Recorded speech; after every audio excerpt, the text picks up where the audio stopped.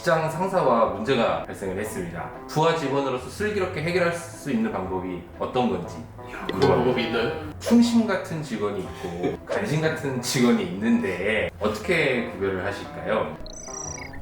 연봉 협상할 때 어떻게 하면 좋은지. 나간다? 재직편입니다. 회사 다니면서 가장 많이 듣는 말 중에 하나가 눈치껏 좀 해입니다. 어떤 자세로 일을 하는 게 눈치껏 일하는 걸까요? 눈치라는 말이 어떻게 볼 때는 이제 주변 사람들이 눈치를 본다 이런 때는 좀 안 좋은 어감이긴 한데 한국 사람들은 눈치가 빠르다 이럴 때는 되게 좋은 뜻이거든요. 그래서 눈치라는 건 어떻게 보면 나만 보지 않고 내 주변 환경 아니면 주변 사람들을 한번 좀 둘러보는 자세인 것 같아요. 왜냐면 나는 내 맡은 일만 하면 된다 라고 할 수도 있겠지만 주변을 가만히 둘러보면 저걸 치워놓으면 다른 사람이 좀 편하게 그 다음 사람이 일을 할 수 있겠지? 라든지 아니면 누가 지금 맡기로 한 일이었는데 눈치껏 알아서 자기가 그 사람 일을 살짝 거들어준다든지 이런 모든 게 다 눈치의 좋은 면이라고 생각을 하거든요. 한국 사람들이 눈치가 빠르다라는 건 그거인 것 같아요. 제가 예전에는 저희 아버지랑 네. 집안일을 많이 했었어요. 만약에 이제 벽에 못을 박아야 돼요. 네. 그러면은 아버지가 이제 못을 딱 들어요. 그러면 뭐가 필요하겠어요? 망치가 들어야죠. 들어야죠. 그러면 저는 망치가 바로 대령이 되어 있는 거예요. 그러니까 저랑 일을 하시는 거를 되게 좋아하셨어요. 그쵸. 근데 그거보다도 더 능동적으로 할 수 있는 사람은 그 못이 필요한 게 왜 필요한지를 알고 그거를 또 스스로 할 수 있는 사람. 그게 해놓은 거죠. 망치만이라도 가져다 줄 수 있는 그런 좀 센스가 있는 사람들이 좀 좋은 것 같아요, 저는. 눈치만 보지 마시고 눈치껏 잘 하시기. 일머리가 있다라는 말이 있는데 타고나는 걸까요? 아니면은 배우는 걸까요? 타고나는 거가 절반 이상은 있다고 생각해요. 그거는 회사에 와서 배우는 것도 있긴 한데 그거는 약간 좀 업무 스케일 쪽인 거고 일머리라는 거는 아까 전에 얘기했던 그 비슷한 거 같아요. 아까 그 알아서 딱 망치 찾아오는 사람과 아빠 뭐하게? 못으로 뭐해? 아빠 시끄러워! 그러니까 그런 여러 가지 사람들이 있는데 네. 회사에서는 자기 역할을 제대로 알아야 되고 또 업무에 대해서 제대로 파악을 해야 되고 또 더군다나 혼자서 일을 하는 게 굉장히 좀 위험하거든요. 다른 사람이랑 협업을 안 하는 게. 근데 이게 사실 일이라는 게 계속 예전에 없던 일도 생기는 거고 이게 바뀌다 보니까 배워야 될 때도 상당히 많거든요. 저는 통역사로 일을 시작을 했기 때문에 통역사의 기본은 그 배경 지식을 미리 공부하고 어떤 주제가 잡혀지면 어휘나 아니면 이런 것들을 다 연습한 다음에 이제 통역에 임한다. 였는데 회사에 가보니까 웬걸? 자, 회의 들어오세요? 아무 배경이 없어요. 아, 이건 평소에 내가 이 회사의 분위기나 이런 걸 익혀야 되는구나 라는 걸 이제 알게 됐었는데 기본적인 그 일머리라는 게 사실은 준비부터 꼼꼼한 실행, 돌아보는 과정 이 모든 것들을 포함해서 본다면 체계적인 훈련을 통해서 키울 수 있는 게 아닐까 하는 생각도 들어요. 그렇게 일머리 있게 일을 하다가 직장 상사와 문제가 발생을 했습니다. 그럴 때 부하 직원으로서 슬기롭게 해결할 수 있는 방법이 어떤 건지. 그 방법이 있나요? 부하 직원으로서 슬기롭게 슬기롭게요? 상사를 해결할 수 있는 방법이 그냥 제 경험담을 예, 그게 먼저 있어요. 저는 정면에서 많이 정면 정면 돌파를 했죠. 앞에서 입니다라고 얘기하고 뒤에서 아니라고 얘기를 하는 스타일이 아니라서 정말 아닌 건 왜 아닌지를 설명을 해야 되고 거기에서는 뭐 약간은 좀 언성이 왔다 갔다 할 수도 있겠지만 그래도 뒤끝이 없잖아요. 그냥 김에 끼고 아니면 아니고. 경우에 따라 다른 것 같아요. 예를 들어서 그 직장 3사와의 충돌이 그냥 안 맞아.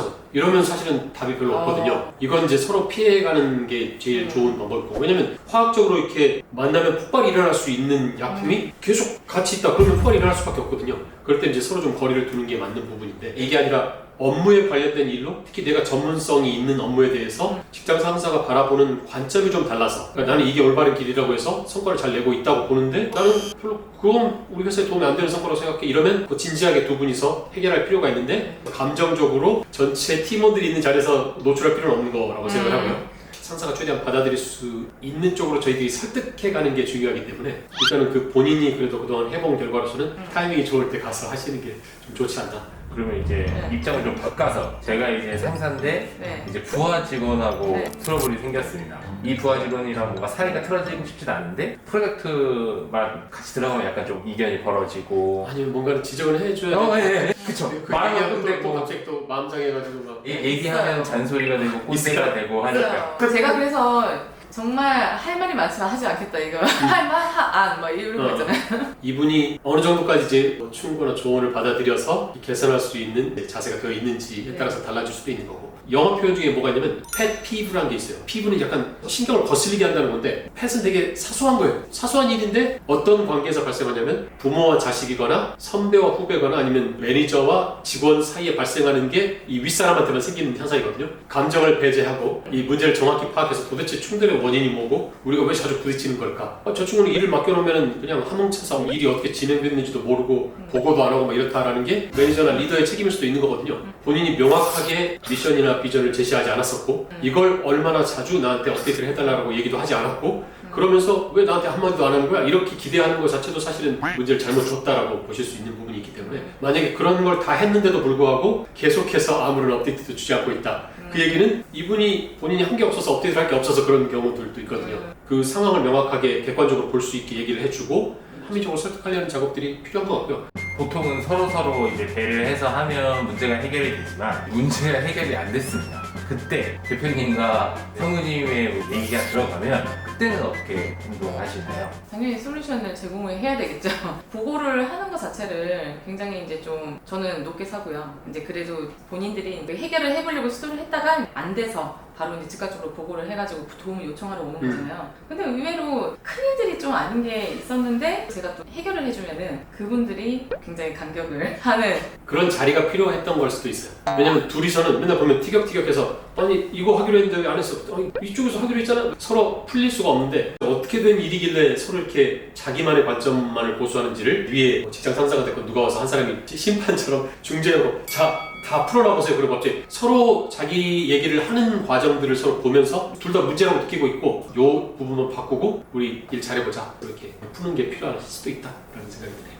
충심 같은 직원이 있고 간신 같은 직원이 있는데 어떻게 구별을 하실까요? 네, 출신이었다가 간신이 될 수도 있잖아요. 또 그렇죠. 영원한 게 있을까 싶은데 저는 좀 끝까지 좀 믿어주는 스타일이기는 해서 안 믿더라도 또 믿는 척도 해야 되는 거예요. 충신 같은 간신 같은 얘기했으니까 나도 믿는 것 같아. 그 기준은 사실 좀 명확하진 않은데 제가 그동안 봤을 때 이제 간신 같다라고 느꼈던 데는 언제냐면 누구에게 충직하느냐 우리 고객이나 직원들 우리 회사가 잘 되는 방향에 충직하다 그러면 그분은 충신인데 딴 사람들한테는 전혀 배려나 이런 게 없는데 맨 윗사람한테만 바뀔 때마다 그 사람한테만 충직하다 거의 간신일 가능성이 높은 분인 거죠. 정답입니다. 그 간신인 분은 항상 그 힘 있는 사람한테만 잘하는 게 간신이기 때문에 근데 간신은 또 그런 것도 있지 않아요? 앞에서는 막 해 막 아니요 당연하죠 막 이렇게 했는데 뒤에서는 또 아닐 수 있잖아요. 근데 그거는 안 들키죠. 그런 분들은 그런 분들은요? 엄청 치밀하시죠. 왜냐면 어디든지 귀가 있을 수 있다고 알고 있기 때문에 그러면 그걸 어떻게 알 수 있을까요? 그 사람이 간신이라는 거를? 바뀌지 않았을 때 이 사람이 AI 비서가 아닌 이상은 100% 내가 하는 일마다 오케이 할 수는 없거든요. 내가 하는 일마다 잘했다고 그러고 대단하다고 그러고 이러면 내 엄마도 가끔씩은 나를 이렇게 뭐라고 할 텐데 나보다 높은 사람이 계속 나한테 그 얘기를 하면 괜찮은데 밑에 부하 직원인데 자꾸 자기한테 이제 좋은 얘기만 한다 그러면 그럴 가능성이 있다는 거죠. 재직을 하다 보면 두 가지 갈림길이 나옵니다. 계약을 연장해서 계속 다닐지 아니면 이직을 할지 연봉 협상할 때 어떻게 하면 좋은지 협상 너 나간다? 나간다고 막 압력을 잡아봐 나 좀 잡아달라니까 안 잡아줘 막 이러면 사실 연봉 협상이 조금 이제 우리나라 사람들한테는 특히 조금 힘든 일인 것 같긴 해요. 남 얘기도 아니고 내가 버는 돈에 대해서 뭔가 얘기를 꺼낸다 이거 대놓고 얼마 걸려주세요 이런 얘기를 한 번도 해본 적 없는 것 같아요. 저희 같은 경우 이제 글로벌 조직이 그 인상 가능할 수 있는 범위가 조금 정해지거든요. 글로벌하게 저 선에서 어느 정도까지는 이제 납득할 수 있는 범위 아닌 이런 게 생기다 보니까 뭐 내가 먼저 나서서 얼마 올려주세요 이렇게 얘기하기가 좀 쉽지 않은 상황인 것도 있고 또 한 가지는 이제 세상의 모든 문제는 문제에 집착하면 답이 안 보이거든요. 연봉 협상 어떻게 잘하지? 연봉 협상 잘하는 칩 GPT한테 물어봐야 되나? 물어보면 좀 5가지 방법이 있습니다라고 알려주겠죠. 나한테는 하나도 안 받겠지만 연봉이나 이런 협상 이런 부분들은 사실 이제 성과 평가에 바탕을 두고 있는데 성과 평가가 저희들 전에 말씀드렸던 것처럼 상시 성과 평가 체제를 향해야 되는데 대부분은 연말에 한번 딱 해서 뭔가 인상적인 걸 남기려고 하겠지만 결국에는 평소에 잘해야 된다. 근데 평소에 잘하고 있다라는 느낌을 상사가 받을 수 있도록 계속 어필하는 게 필요하죠. 평소에 그런 모습들을 하지 않고 그때 가서 뭔가를 요구한다고 막 뭐 서로 얼굴 붉힌다고 이렇게 들어주거나 이러기는 좀 어렵지 않을까 협상자 입장은 대표님이 잘 얘기해 주실 수 있을 것 같아요. 네네. 그렇죠. 협상의 입장에서는 또 다르죠. 내가 왜 저렇게 요구하지 않았나? 나 때는 그렇게 저러지 않았는데 뭐 농담이고요. 협상을 잘하고 못하고 보다도 일단은 평가를 할 때 보면은 진짜 쉽게 평가가 되는 사람들이 있어요. 애매모호한 사람들은 이제 약간 좀 그렇죠. 이거가 어려운데 진짜 아닌 사람들은 그냥 가차없이 아니잖아요. 그리고 잘하는 사람들은 그냥 서스름 없이 좋은 점수를 줄 수밖에 없는 그런 것들이 이제 평소에 쌓이는 거죠. 저희는 분기별 평가를 하거든요.